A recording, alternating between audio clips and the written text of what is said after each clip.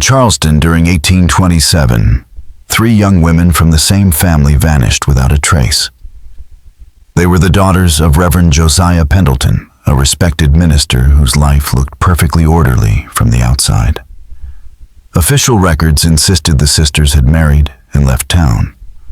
But not one marriage license existed, no witnesses ever spoke, and when the county courthouse went up in flames, that December, whatever proof might have lingered was lost.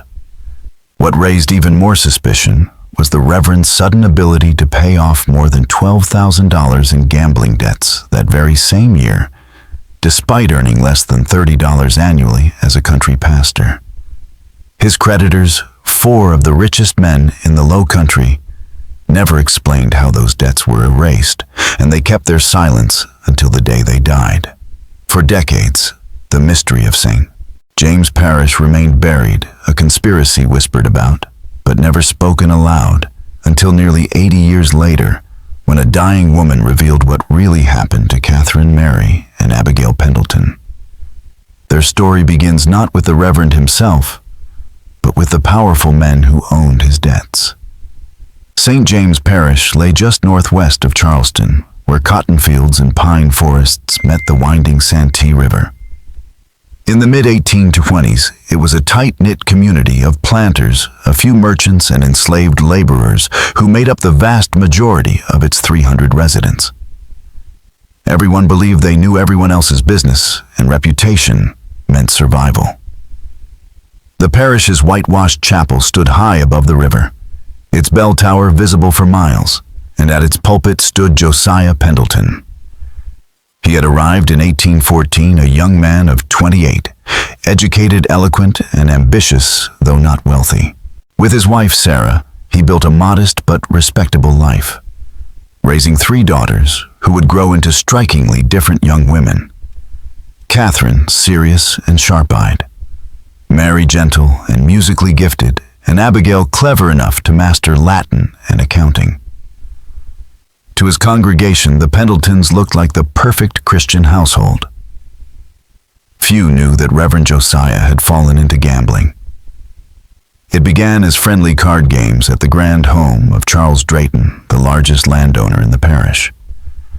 The men played a French game called Vingt-et-un drank whiskey and wagered pocket change, or so Josiah convinced himself. But he had the curse of a gambler, unable to quit, when losing unwilling to walk away when winning. By the spring of 1826, his debts had already spiraled into the hundreds. Within a year, he was hopelessly entangled with men far wealthier and far more dangerous than he ever imagined. And those debts would cost him everything. Josiah Pendleton's debts had climbed higher than he could ever hope to repay. By the winter of 1827, he owed Judge Thaddeus Calhoun, who oversaw Charleston's courthouse, another $400. He owed Dr. Silas Pritchard, the only physician between the parish and the city, $600 more from a night where he was certain luck was about to turn in his favor. Worst of all, he owed Edmund Rutledge, owner of the general store, the cotton gin, and nearly half the parish's debt notes, over $4,000. In total, more than 13 years of his meager salary. The 4 men were patient at first, not because they expected repayment, but because debt gave them power. And men like these thrived on control. They were more than just wealthy landowners and professionals. Together they formed what later generations would call the circle, an informal but unbreakable alliance, built on shared secrets, exploitation, and quiet domination. Drayton knew the gossip from every overseer and trader. Calhoun controlled the law. Pritchard had knowledge of every ailment and vulnerability, and Rutledge owned half the parish on paper. They did not simply lend money, they created dependence and then harvested it. In January of 1827, they summoned Josiah to the back room of Rutledge's store. The door shut, a bottle of brandy uncorked the air, heavy with smoke. Josiah expected an extension, a chance to scrape by with small payments. Instead, Charles Drayton laid a ledger on the table, a precise record of every loan, every wager, every penny owed. With interest, Josiah's debt now neared $6,000. "You cannot pay this," Drayton said flatly. Josiah stammered, insisting he could borrow from his brother in Virginia or sell the house. Calhoun dismissed the idea. The brother was a poor teacher, and the house belonged to the church. "You own nothing but your reputation," Pritchard said softly. "And even that will vanish if you refuse to hear us." Edmund Rutledge leaned forward, his eyes small but sharp, his thick fingers drumming the table. "We are not unreasonable," he said. "We don't want to ruin you. We want to help you." Josiah's voice cracked as he whispered, "Help me." Drayton's reply cut the silence like a blade. "You have 3 daughters, unmarried, lovely, all of them." The room stilled. A dog barked in the distance, and the rumble of a wagon on the road outside seemed unnaturally loud.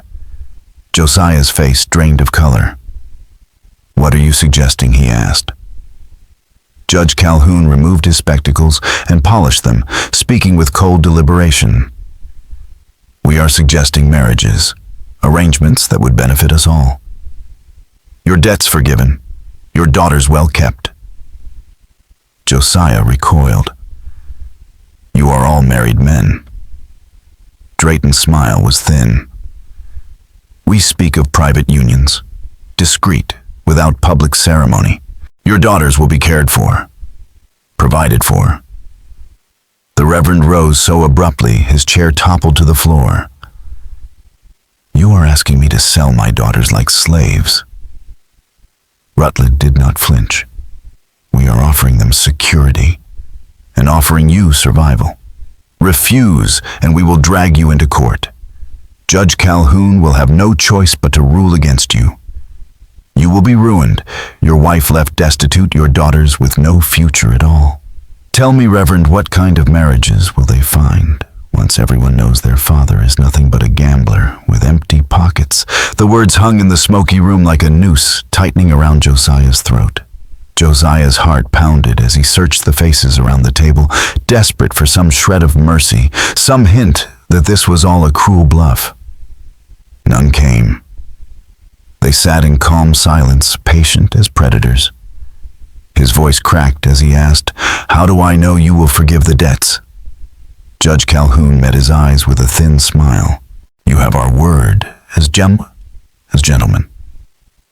The words carried the weight of finality, though Josiah knew better than anyone how little they were worth. His next question fell from his lips in a whisper. "And what exactly are you asking of my daughters?" For the first time in several minutes, Dr. Pritchard leaned forward, his voice cold and clinical. "We are asking for their virtue, Josiah. Their innocence. Once given, the debts will be satisfied proportionally. 2,000 each. A clean slate." The Reverend's stomach lurched. "You want me to deliver them to you, like a father arranging matches for advantage?" "Exactly," Drayton said smoothly. "You will tell them these are respectable marriages, that their futures are secure. What happens afterward is between them and their new husbands." Rutledge's tone was sharper. "And if they refuse, then you are a father who cannot command his own household, and the offer dies with their defiance. We are giving you 2 weeks. We will begin with Catherine, of course. She is the eldest." The 4 men rose, slipping into their coats as though this had been a routine business transaction. At the door, Judge Calhoun paused and looked back at Josiah, who sat frozen pale as chalk. "This is a kindness, Reverend," he said. "Other men in Charleston would not be so generous. Consider yourself fortunate, we are men of faith." Then they left him alone in the smoke and silence, the ledger of his sins still trembling in his hands. Josiah did not go home. He walked the frozen road along the river, the January moon throwing long shadows through bare trees. His boots crunched on stiff mud, his breath clouded the air, and his mind spun in circles. He could load the family into the wagon and push west toward Tennessee or Kentucky. But he had no money, no provisions, and winter travel would kill them before the circle ever caught up. He could confess to Sarah and the girls lay bare his disgrace and beg their help. But what then? His brother in Virginia had no means to save them, and once the debts were public, the church would cast him out in shame. He could go to the authorities, but Judge Calhoun was the authorities. What court would believe a debtor's word over 4 of the county's most respected men? By dawn, Josiah found himself on his knees. At the riverbank, his clothes soaked with mud, his hands clasped in prayer. For 11 years he had preached of a God who never abandoned the faithful. But that morning his pleas met only silence. He returned home hollow-eyed, dragging himself through the door as Sarah worked in the kitchen kneading bread. She looked up startled at the sight of him, mud-caked and broken. "Josiah, where have you been?" "I've been worried sick. I need to speak with you," he said, his voice low. They moved into his study, a narrow room lined with books where he wrote his sermons. Sarah folded her hands in her apron and waited.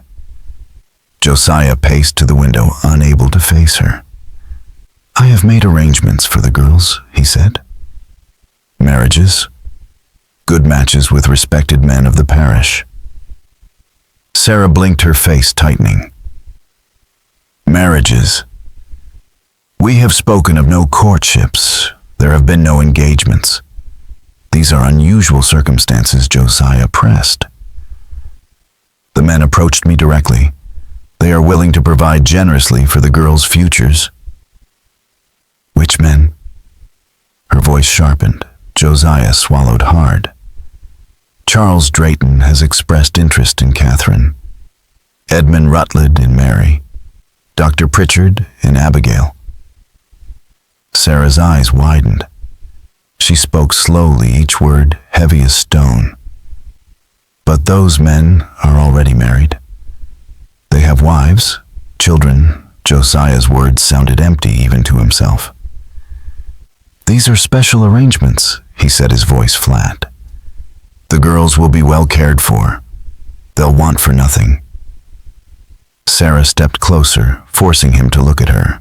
"What have you done, Josiah?" she demanded. "I've secured our future," he said. "That's all you need to know?" "Tell me the truth," she said. "What have you done?" He stared down at his hands, at the mud dried into the lines of his palms. "I have debts," he whispered. "Gambling debts. More than we can ever repay. The men have agreed to forgive those debts in exchange for the girls." The sound Sarah made was somewhere between a scream and a sob. She stumbled backward, gripping the desk for support. "You are selling our daughters," she said. "Selling them like animals."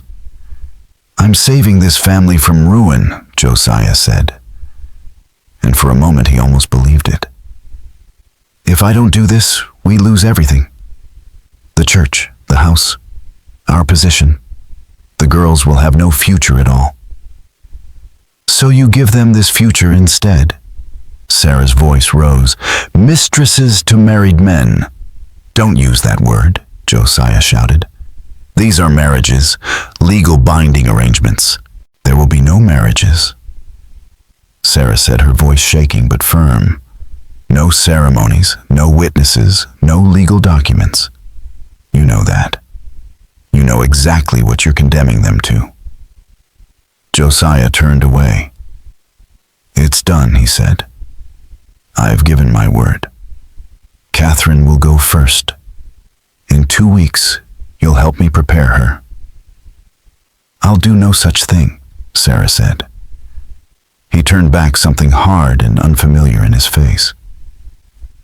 "You will," he said quietly. "You are my wife. You will obey me in this, or you'll find yourself on the street alongside the girls when the creditors take everything we own. Is that what you want? To watch our daughters starve?" Sarah stared at him as though he were a stranger. "I don't know you," she whispered. "You do?" Josiah replied. "You know I'm a man, trying to protect his family the only way I can." Now help me explain this to the girls." But Sarah could not. There was no explanation that would make it acceptable. Over the next 2 weeks, Josiah worked alone, speaking to each daughter separately, weaving a story about advantageous matches with wealthy men who wanted to help the family. Catherine, the eldest, was the hardest to convince. She sat across from her father in his study, her dark eyes steady, her hands folded in her lap. "You're lying to me," she said. "I'm telling you the truth," Josiah insisted. "Charles Drayton is a wealthy man respected in the community. He can provide for you in ways I never could." "Charles Drayton is 50 and married," Catherine replied. "His wife attends church every Sunday. What kind of arrangement is this?" "A private one," Josiah said. "You'll live in his household. You'll be cared for. That's all you need to know." "And what does he expect in return?" Catherine asked quietly. Josiah's eyes dropped. "What any husband expects from a wife." Catherine rose from her chair. "I will not do this." "You will," Josiah said, desperation creeping into his voice. "Or you'll destroy this family." "I have debts, Catherine. Terrible debts. This is the only way to save us." "Save you," she said. "You mean save yourself from the consequences of your weakness." "I am your father," Josiah said. "You will obey me, and if I refuse," she asked, "will you drag me to his house by force?" The silence between them was answer enough. She saw it in his face, the realization that he would do exactly that, if he had to. "You are damning me," she said quietly. "I am saving you," Josiah replied. But the word rang hollow. On the night of February 14th, 1827, Josiah drove Catherine to Charles Drayton's plantation. Frost glittered on the bare branches overhead. Their breath showed in the lantern light as the wagon rattled down the road. Catherine sat beside him, wrapped in her heaviest cloak, her face pale and expressionless. Drayton was waiting on the porch in a fine suit, a glass of whiskey in hand. He helped Catherine down from the wagon with exaggerated courtesy, his hand lingering on her arm. "Welcome, my dear," he said. "I trust your father has explained our arrangement." Catherine said nothing. Josiah handed Drayton a small bag containing her clothes, her books, and the Bible Sarah had given her as a child. "The debt?" Josiah asked. Drayton reached into his coat and produced a folded paper. $2,000. Marked paid in full, signed and witnessed. "You are a third of the way to freedom, Reverend." Josiah took the paper with shaking hands. He tried to meet Catherine's eyes to offer some comfort, but she had already turned away, following Drayton into the house. The door closed behind them. Josiah stood alone in the cold darkness, the sounds of the plantation settling around him, the wind in the trees, the calls of night birds, while the weight of what he had done settled heavier than any debt he had ever owed. Josiah climbed back into the wagon and drove home with the debt note folded in his pocket, feeling as if he had traded a piece of his own soul for a scrap of paper. He told himself he had done what had to be done, but the hollowness in his chest would not ease. What he did not know, what none of them knew, was that Catherine Pendleton would never again be seen alive after that night. Within days, rumors would flicker through the parish like sparks on dry grass, whispers of screams at the Drayton plantation, of blood on polished floors, of something so dark that even the circle could not completely bury it. But those discoveries were still ahead. For now Josiah returned to his home where Sarah's silence was colder than the January wind, and began preparing Mary, his second daughter, for her own delivery to Edmund Rutledge. The nightmare was only beginning. The first sign that something was wrong came not from Charles Drayton, but from his wife. 3 days after Catherine's arrival at the plantation, Margaret Drayton appeared unannounced at the Pendleton home. Sarah opened the door to find the older woman standing on the porch, pale and drawn, clutching a shawl around her shoulders, despite the heavy coat she wore. Her eyes were red-rimmed, her voice hoarse as though she had been crying or screaming or both. "I need to speak with your husband," she said. Josiah appeared at the door, startled. Margaret Drayton almost never left the plantation, and certainly not without her husband's knowledge. She was a thin woman in her late 40s. Her graying hair pulled tightly back her posture, the kind that comes from decades of swallowing words you dare not speak. Mrs. Drayton, Josiah said carefully, "What brings you here? Where is Catherine?" Margaret asked, her eyes flashing. "Where is that girl?" Josiah felt his stomach clench. "Catherine is with your husband, as we arranged. Is there some problem?" Margaret laughed, then a sound like glass shattering. "Some problem. You delivered your daughter to my home 3 nights ago, and she has vanished. Gone. Disappeared. And my husband refuses to explain what happened to her." Sarah stepped forward, her face pale. "What do you mean disappeared?" "I mean, she is not in the house," Margaret said, her voice rising. "I searched every room, every corner. I asked the servants, the field hands, everyone. No one has seen her since that first night. Charles tells me she ran away in the middle of the night, but Catherine had nowhere to run. Her belongings are still in the room. Her cloak is still hanging by the door. What girl runs away in February without even her cloak?" Josiah felt the world tilting beneath him. Perhaps she did leave.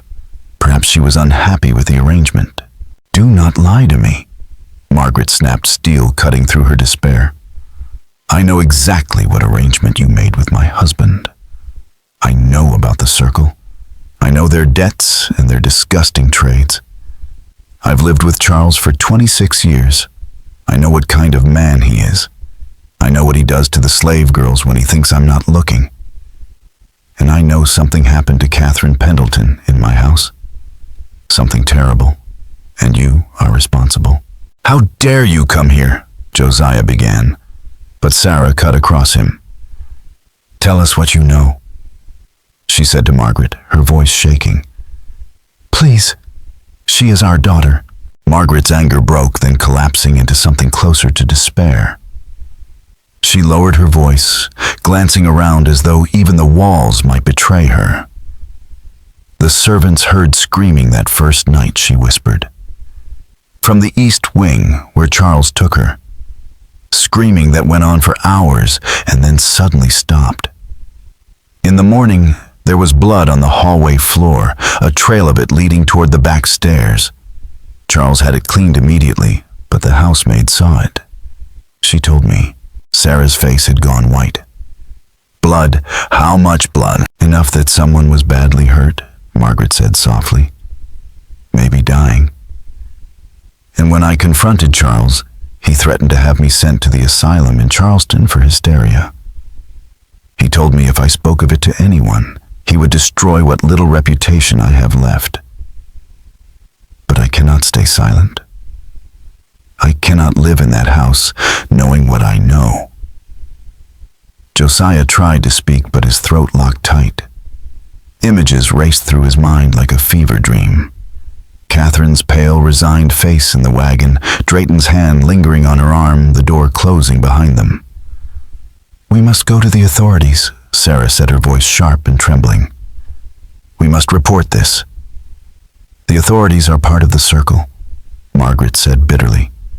"Judge Calhoun, the sheriff, half the men who hold power in this county. They protect each other. They always have. If you go to them, they'll close ranks and you'll find yourself accused of slander or worse." "Then what do we do?" Sarah demanded. Margaret reached into her reticule and drew out a folded piece of paper. "I'm leaving Charleston," she said softly. "I have family in Savannah, a sister who will take me in. But before I go, I wanted you to have this. I found it in Catherine's room, hidden under the mattress. She must have written it that first night before Her voice faltered. She handed the paper to Sarah, who unfolded it with trembling fingers. It was Catherine's handwriting, neat and careful, though the ink was smudged in places, as if tears had fallen there. Mother, if you are reading this, then I am gone. I do not know what will happen to me in this house, but I know it will be nothing good. Father has sold me to pay his debts, and I am worth $2,000 to Charles Drayton. I do not think he will let me leave once he has taken what he paid for. I am not afraid of death, Mother, but I am afraid of what comes before it. I am afraid of being hurt, of being used, of losing myself entirely. I am writing this so you will know that I did not go willingly, that I did not betray you or our family by choice. Father is a coward and a fool, but I pray you will forgive him. He is weak, and weak men do terrible things when they are afraid. But you are strong, Mother. You have always been strong. Please take care of Mary and Abigail. Do not let Father do to them what he has done to me. I love you. I will always love you. Please remember me. Your Catherine. Sarah read the letter twice, before looking up at Margaret, tears streaming down her face. She knew, Sarah whispered. She knew he was going to kill her. We don't know that she's dead, Josiah said, but his voice was hollow. She could have run away. She could be hiding somewhere. Listen to yourself, Sarah said, turning on him with sudden fury. Listen to the lies you're telling. You know what happened. You know what Charles Drayton did to our daughter, and you sent her there anyway. You killed her, Josiah. You killed her as surely as if you'd put a knife in her yourself. I did not know, Josiah said, his voice breaking. I swear to you, I did not know he would. You knew he was a monster, Margaret said quietly. Everyone knows. The servants, the neighboring plantations, everyone. They know what happens to the girls who disappear into his house. There have been others over the years, slave girls mostly, so no one cares. But Catherine was white, respectable, a Reverend's daughter. He went too far this time. Then we must expose him, Sarah said. We must tell everyone what he's done, and destroy yourselves in the process, Margaret asked. The moment you speak publicly, the circle will crush you. They'll paint Catherine as a runaway, a troubled girl who left of her own accord. They'll paint you as a hysterical woman, and Josiah as a desperate liar trying to avoid his debts. You'll have no evidence, no witnesses brave enough to speak nothing but a letter that proves only that Catherine was unhappy. It will not be enough. Then what can we do? Sarah asked desperately. Margaret pulled her shawl tighter. You can protect your other daughters. That's all you can do now. Do not send Mary to Rutland. Do not send Abigail to Pritchard. Find some other way to pay the debts, or run, or face ruin honestly. But do not sacrifice another daughter to these men. They are devils, every one of them, and they will take everything from you if you let them. She turned to leave, but paused at the door. I'm sorry for what happened to Catherine. I wish I could have stopped it. But I am only a woman in a man's world, and I have no power here. All I can do is warn you, and pray you have the courage to listen. She left then, her carriage disappearing down the road toward Charleston. Sarah and Josiah stood in the doorway. The letter clutched in Sarah's hands, the weight of Catherine's words pressing down on them like a physical force. We have to find her, Sarah said. We have to search the plantation, the woods, the river. We have to. We have to do nothing, Josiah said, and his voice was dead. If we go searching for Catherine, if we accuse Drayton, the circle will destroy us. They will take Mary and Abigail anyway as punishment. They will make sure we lose everything. Margaret is right. We have no power here. Sarah stared at him in disbelief. daughter is missing, probably dead, and you are going to pretend it never happened. I am going to protect the daughters I have left, Josiah said. That is all I can do. You are protecting yourself, Sarah said. You are afraid of losing your position, your reputation. You care more about that than you care about Catherine. Josiah had no answer because it was partly true. He was afraid, terrified in fact. Afraid of the circle's power, afraid of exposure, afraid of the ruin that awaited him if he stepped out of line. So he did what weak men do when faced with terrible truths. He chose to believe the lie that was easier to live with. He told the congregation that Catherine had married Charles Drayton in a private ceremony and moved to his plantation. He smiled when people congratulated him on such an advantageous match. He deflected questions about why there had been no public wedding, why Catherine was never seen in church or in town. In his silence, he became an accomplice to his daughter's disappearance. But Sarah could not live with the lie. Over the weeks that followed Catherine's disappearance, Sarah began to wither. She stopped attending church claiming illness. She spoke to Josiah only when absolutely necessary. Her voice clipped and cold. Most days she could be found sitting in Catherine's old room with the shutters half closed, reading and rereading her daughter's letter, until the ink blurred in her tired eyes, staring out the window as if willing Catherine to come walking up the road. The servants Jacob and Dinah saw it. Everyone saw it. Sarah Pendleton was coming apart piece by piece, and nothing Josiah said or didn't say could stop it. But Josiah still had 2 more debts to pay, 2 more daughters to deliver. Edmund Rutledge and Dr. Pritchard were waiting patient as spiders for their turn. March brought cold rain to the low country, turning roads into mud and fields into marsh. Josiah watched the calendar with dread, knowing that Rutledge would soon come to claim Mary. And Mary knew it too. She had found Catherine's letter herself one morning on the kitchen table left there by her mother in a moment of distraction. She read it 3 times carefully, folded it, and hid it in her bodice close to her heart. Unlike Catherine, Mary did not argue with her father. She did not plead or protest. She simply began to prepare in her own way. She took long walks alone into the pine forests, sometimes for hours. She stopped eating meals, claiming no appetite, her face growing thinner and paler each day. And she began spending time in the kitchen with Dinah, the enslaved cook, asking quiet questions about herbs and plants. Questions that no respectable young lady should ask. Dinah was in her 50s, born on a plantation 20 miles south, and sold twice before ending up at the Pendleton household. She had survived by keeping her head down, being useful, and knowing things others didn't.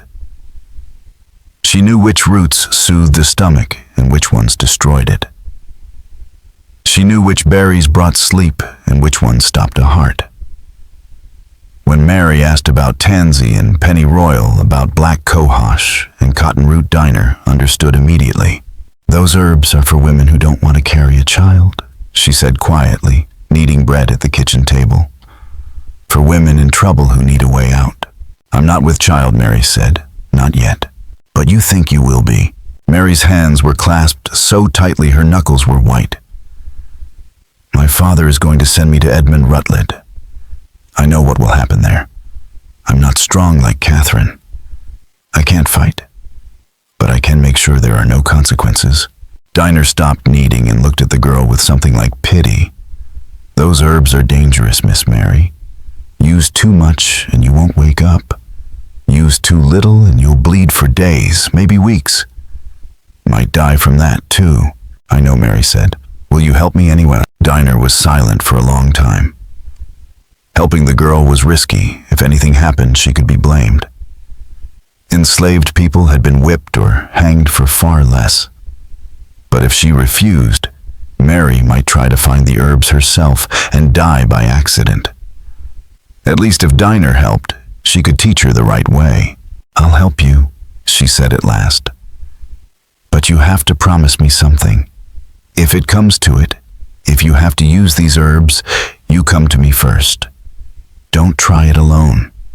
These things need to be done careful, or you'll end up dead, I promise, Mary said. Over the next week, Dinah taught Mary everything she knew: how to gather and dry the herbs, how to brew them into a tea, how much to use and when. She gave Mary a small packet wrapped in cloth tansy from the woods pennyroyal, from her own hidden garden behind the house. Keep these hidden, she said. Don't let your father see them. Don't let anyone know. And remember, if you use them, you'll be sick for days. You'll have to hide that too. Mary tucked the packet into her apron. Thank you, Dinah. Don't thank me yet, Dinah said softly. Just stay alive, child. That's all any of us can do in this world. Just stay alive. On March 23rd, Edmund Rutledge came to collect what he was owed. He arrived in the afternoon in a fine carriage drawn by 2 black horses, dressed in a suit that likely cost more than Josiah earned in a year. And as he stepped down onto the muddy road, Josiah felt the weight of another bargain pressing down on him, heavier even than before. Josiah stood stiffly on the porch as Edmund Rutledge's carriage splashed mud across the yard. Rutledge was a large man, 52 years old, with thick jowls and hands like slabs of meat. He had already buried 2 wives in childbirth and kept a 3rd pale timid and 30 sequestered at home like an ornament. Mr. Rutledge, Josiah said, as the man climbed down from the carriage, you're early. We agreed on next week. Plans change. Reverend Rutledge replied, his boots sinking slightly into the mud. I have business in Charleston tomorrow and want this matter settled before I go. Where is the girl? Mary is inside, Josiah said, his voice tight. But perhaps we should discuss. There is nothing to discuss. Rutledge interrupted, pulling a folded document from his coat. We have an agreement. $2,000 of your debt in exchange for your daughter, signed and witnessed. Once I take possession, your debt to me is cleared. The word possession made Josiah's stomach turn, but he nodded. Let me fetch her.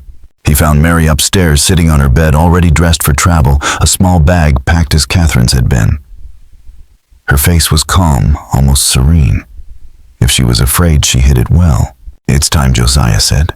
I know, Mary answered. She stood and picked up her bag. Father, before we go, I need to ask you something. What is it? Do you regret what you're doing?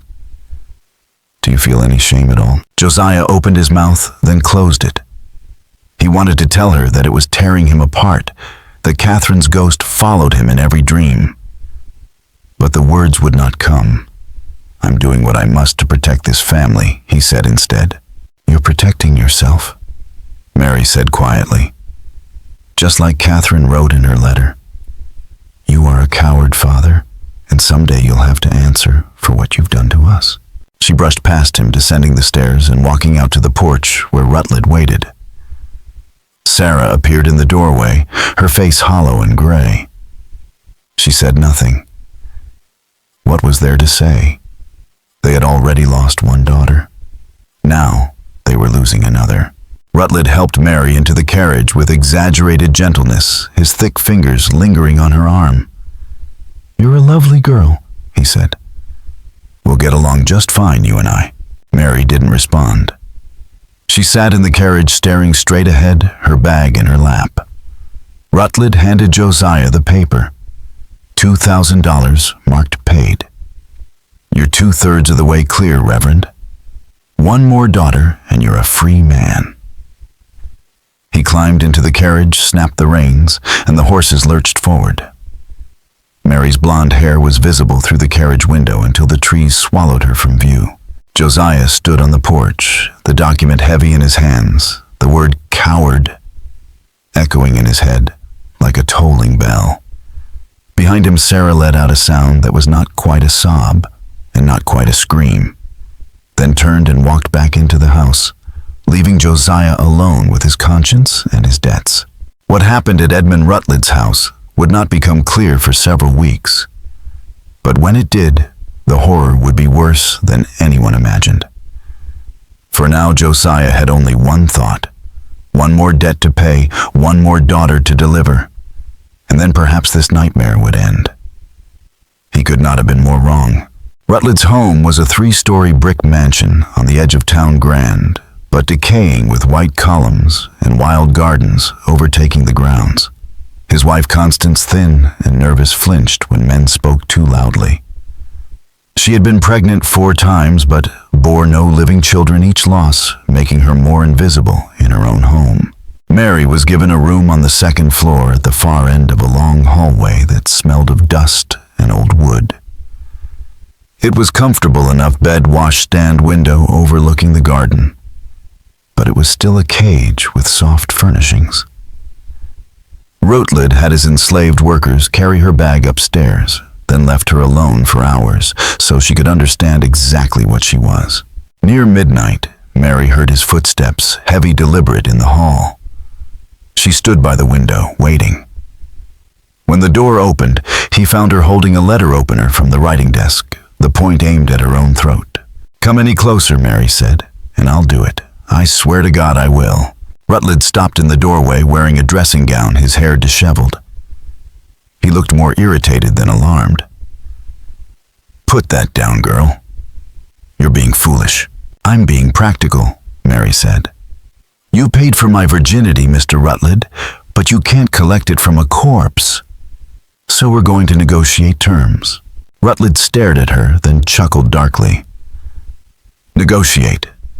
You think you have any power here?" "I have the power to make your investment worthless," Mary said steadily. $2,000 for a dead girl is a poor bargain. So here's what I propose. You leave me alone tonight, and tomorrow we'll discuss this like reasonable people. I won't fight you, but I won't be treated like an animal either. I want your word you won't hurt me the way Charles Drayton hurt my sister." Rutled's expression darkened. "What do you know about that?" "I know Catherine is dead," Mary said. "I know Drayton killed her, and the circle helped him hide it. I know if I die here, you'll cover that up too. But I also know my younger sister is still at home. If something happens to me, she will not come willingly. She will fight. She will talk. She will make trouble for all of you. So it's in your best interest." Mary's voice was calm, but her hands were steady on the blade. And for the first time, Edmund Rutland hesitated. Rutland stood in the doorway, his eyes glittering with amusement as Mary pressed the letter opener to her own throat. When she demanded his word, he paused, then nodded. "You're clever," he said finally. "I'll give you that." "Very well. Put down the letter opener and we will talk." "Give me your word first," Mary said, her voice steady. "Swear on whatever you hold sacred that you will not force me tonight." "I swear," Rutland said. "On my mother's grave I will not touch you tonight." Mary lowered the blade slowly, never taking her eyes off him. When he didn't move, she set it on the desk and stepped back. "Good," Rutland said, his tone slipping back into control. "Now listen carefully. I did pay $2,000 for you, and I intend to collect what I'm owed. But I am not an unreasonable man. You can make this pleasant, or you can make it miserable. The choice is yours. Cooperate and you'll be treated well. Defy me and you'll regret it. Do we understand each other?" "I understand that you're a monster," Mary said. "Just like Drayton. Just like all the men in your circle." Perhaps Rutland replied evenly. "But we are monsters with power, and you are a girl with none. Tomorrow night I will return, and you will fulfill your obligation. If you try to harm yourself, I will have Dr. Pritchard tend to you, and believe me, he will make sure you survive to serve your purpose. There is no escape, Mary. The sooner you accept that, the better it will be for you." He left, then locking the door behind him. Mary heard the scrape of the key turning in the lock and understood she was truly a prisoner now. She sat on the bed, her hands trembling, and pulled the packet of herbs from the hidden pocket she had sewn into her petticoat. Diner had told her to wait to come for help when the time came. But Mary knew there would be no help coming. She was alone. The next morning, Constance Rutledge brought Mary breakfast on a tray. The older woman's hands shook as she set it on the desk, her eyes darting away from Mary's. "Eat," Constance said quietly. "You'll need your strength." "Do you know why I'm here?" Mary asked. Constance flinched. "I know. And you do nothing to help me." "What would you have me do?" Constance whispered. "I am his wife. I have no power, no money, no place to go. If I speak against him, he will cast me out, or worse. I have seen what he does to people who cross him. I cannot help you, girl. I can barely help myself." "You could tell someone," Mary said. "You could go to the sheriff, to the church, anyone who would listen." "The sheriff is part of the circle," Constance said. "The church elders are part of the circle. They all protect each other. I tried to speak once years ago, and it nearly destroyed me. I will not make that mistake again. All I can do is survive. And that is what I advise you to do. Survive." She left quickly, locking the door behind her. Mary looked at the breakfast bread butter tea and her stomach turned. She poured the tea into the chamber pot, wrapped the bread in a napkin, and saved it for later. She could not eat, not when she knew what was coming. That night, Rutledge returned. This time, he did not knock or hesitate. He locked the door behind him and advanced on Mary with the slow confidence of a man who believed himself untouchable. Mary fought scratching, kicking, but he was twice her size and infinitely stronger. What happened next took less than 10 minutes, but it destroyed something fundamental in her, something that could never be repaired. When it was over, Rutledge stood, adjusted his clothing, and looked down at her. "You will learn to accept this," he said. "They all do eventually." Then he left, locking the door. Mary lay on the bed staring at the ceiling, feeling something inside her break beyond bone or blood. After a long moment, she pulled herself up, took the packet of herbs, and brewed them into a bitter tea, using the kettle in her room. She drank it all, gagging at the taste, and lay down to wait. The cramping began within an hour, sharp, vicious waves of pain that doubled her over. She bit her pillow to keep from screaming, knowing that if Rutledge heard, he might call for Dr. Pritchard, and then everything would be for nothing. The pain intensified through the night until her vision swam. By dawn, she was bleeding heavily, soaking through the sheets, and she knew with cold certainty that she had used too much. Constance found her in the morning, pale and barely conscious, lying in a pool of blood. The older woman's face went white. She called for the enslaved workers to help, and together they moved Mary to a different room, stripped the bed, and tried to stop the bleeding with rags and pressure. "We need to call the doctor," one of the workers said. "No," Constance said firmly. "No doctors, not Pritchard." Over the next weeks, Sarah unraveled in plain sight, stopping church attendance and spending her nights in Catherine's room as if sleep there might call her back, setting 2 plates at dinner and speaking to an empty chair until the house felt haunted by what it had lost, while Jacob and Diner watched helplessly and whispered among themselves.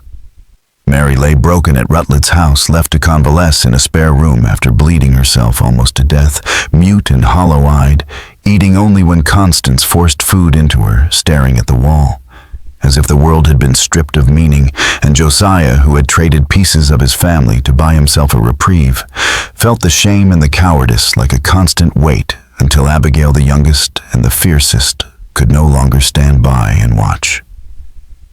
She was only 18, but she had not wasted her time weeping.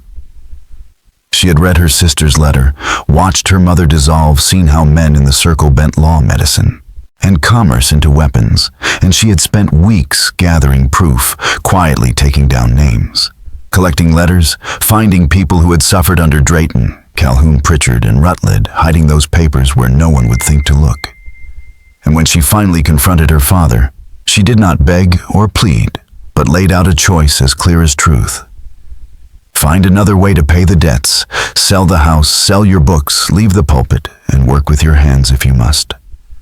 But do not hand me over to them, and do not send Mary back to that house, or she will expose everything she had gathered to the newspapers in Charleston, Savannah, and Richmond, until the circle's secrets lay open for all to see. Josiah felt something stir in him at her words. A small cold courage or the last gasp of desperation. And he answered that he would try God helping him. Though he understood the cost these men would not forgive. And if Abigail moved to break them, they would not hesitate to crush her as they had crushed others. What they did not yet know was that Abigail had not worked alone, that while her father signed away his daughters, she had been building alliances with unlikely parishioners. People the circle assumed powerless, but who knew too much and had reasons of their own to strike back. And so the beginning of a war took shape in whispers and hidden ink. A war whose first casualties had already been counted. The enslaved people who kept the houses running, the servants who overheard conversations from behind doors, and the women who had been dismissed and silenced for years, these became Abigail's allies. She began with Dinah the cook, who had guided Mary with herbs and warnings, and through her reached others across neighboring plantations, especially those who worked in the homes of the circle. They had seen too much and remembered everything: the missing girls, the slave women who vanished after being summoned, the deaths that were never investigated, but whispered about in the quarters. Abigail also secured the testimony of Margaret Drayton, who had fled Charleston for Savannah. Margaret was dying of consumption and had nothing left to lose. She wrote a statement as damning as it was detailed, naming not only Catherine, but 3 other girls over the last decade, each one last seen at Charles Drayton's plantation, each one later found dead in the river or the woods. And Abigail had gained a final unlikely ally. Thomas Brennan, a young journalist from the Southern Patriot in Charleston. He was ambitious, hungry for a story that would make his name skeptical at first, but unable to ignore the evidence Abigail laid before him. She told him plainly what she wanted exposure. "I want them destroyed," she said.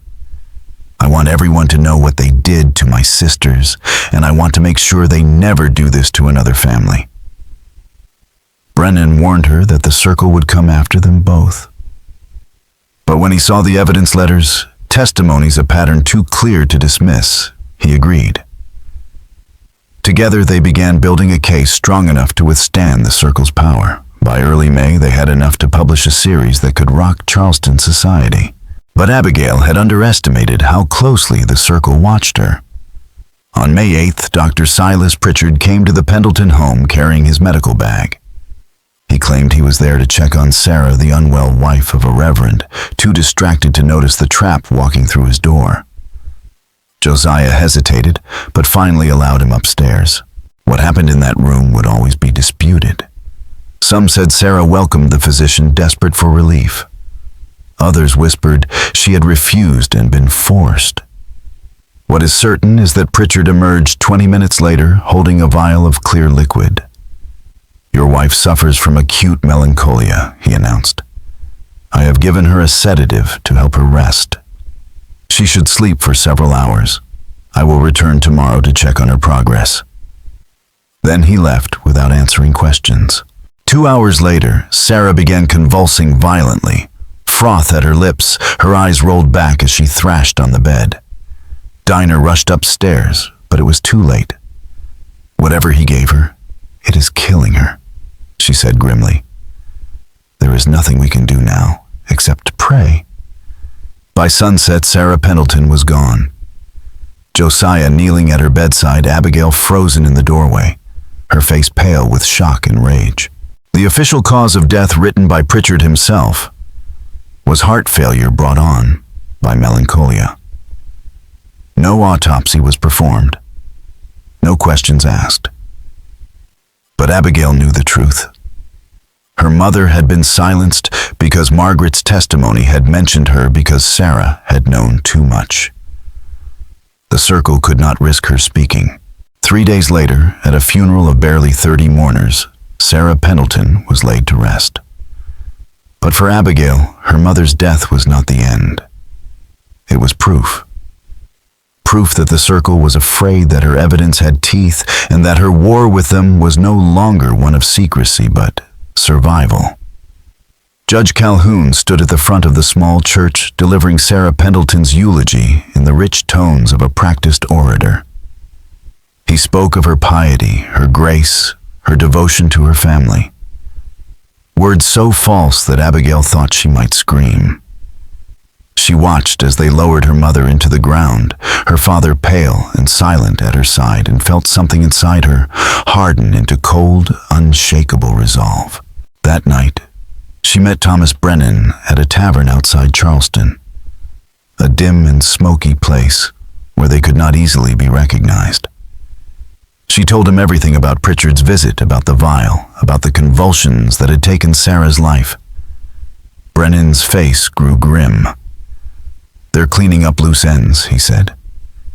"If they silenced your mother, they'll silence Margaret Drayton, the servants, anyone who can testify. We need to publish now." Abigail hesitated. "What about Mary? She's still in Rutledge's house. If we publish, he might kill her." Brennan considered, then said, "We could hold her name back. Focus on Catherine and the others first. Build pressure. Force Rutledge's hand." "No," Abigail said firmly. "We publish everything, all of it. If Mary dies, then at least it won't be for nothing. At least the world will know." The first article appeared on May 16, 1827, in The Southern Patriot. Its title blazed across the page, "The Circle of Shame: How Charleston's Elite Trade in Human Suffering." It described the network of 4 powerful men who used debts and influence to control others, who treated young women as commodities, who had been shielded by power and position for years. No names yet, but the descriptions were unmistakable. The reaction was explosive. Some demanded investigations, others dismissed it as scandal-mongering. The paper's editor received threats, bribes, demands to name his sources. But Brennan and Abigail pressed forward. 3 days later came the second article, "The Missing Daughters of St. James Parish." This one told Catherine's story in devastating detail. Her delivery to Drayton, her disappearance, Margaret Drayton's testimony of screams and blood. It named names. Charleston erupted. Charles Drayton thundered denials claiming defamation. Calhoun called the charges politically motivated. But the whispers had become a roar. The third article, published a week later, told Mary's story. It exposed Josiah's bargain with Rutledge, Mary's imprisonment, her desperate use of herbs, her wasting illness. For the first time, Constance Rutledge's testimony appeared in print. She had secretly supplied Brennan with details of her husband's abuses. Public fury boiled over. Rutledge barricaded himself in his home, keeping Mary locked inside. A crowd gathered, first curious, then demanding. Women joined the men, Charleston mothers horrified by the thought of their daughters in such danger. On May 27th, the mob forced its way past Rutledge's gates. Inside, they found Mary upstairs, rail-thin, fevered, barely able to whisper. Constance had kept her alive as best she could, but she was dying. They carried her out past Edmund Rutledge's shouts and denials and took her to a Presbyterian hospital in Charleston. Doctors confirmed everything Brennan had printed. The scandal was undeniable. Under crushing public pressure, the state legislature launched an inquiry. The county prosecutor began preparing charges. The circle cracked. On June 2nd, Charles Drayton was found in his study with a pistol in hand, dead of an apparent suicide. His note proclaimed innocence, though few believed it. 3 days later, Edmund Rutledge hanged himself in jail after being arrested on charges of kidnapping and assault. His note ranted about conspiracies and persecution. Dr. Pritchard was arrested, but never stood trial. Within a week, he too was dead in his cell, poisoned, though no one ever proved how. Only Judge Calhoun survived. He turned in former trading testimony for immunity.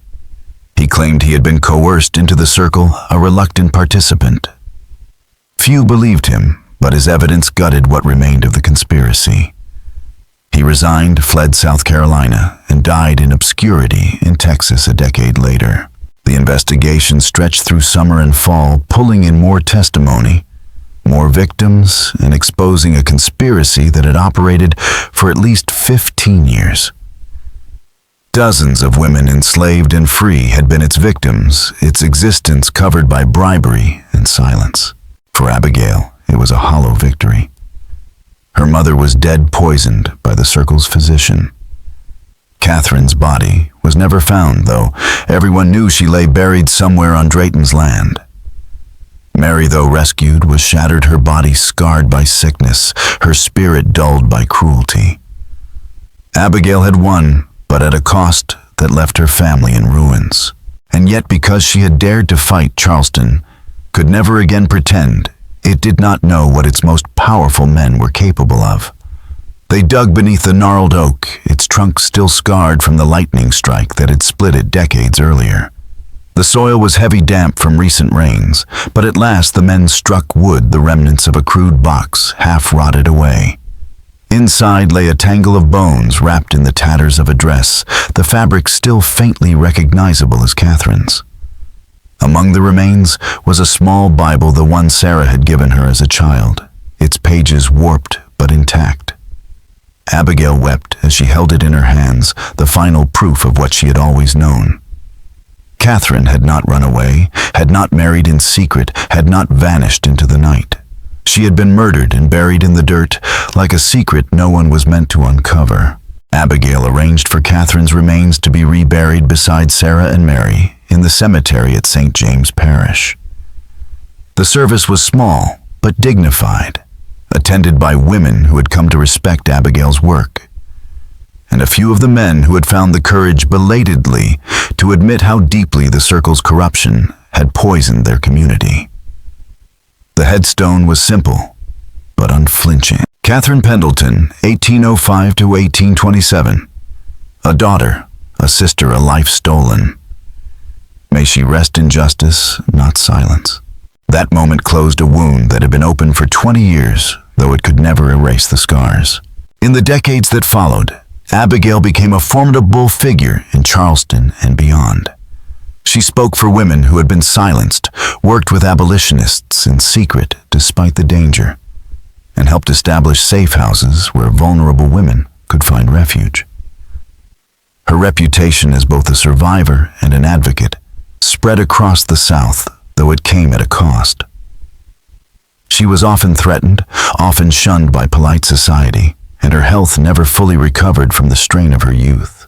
She never married, never had children of her own, but in her later years she was surrounded by women who considered her a mentor and protector. To them, she was not just Abigail Pendleton, the Reverend's daughter, but a living reminder that, even in the darkest times, courage can tear open the truth. When she died in 1861, just as the nation teetered on the brink of civil war, she was buried beside her sisters and her mother.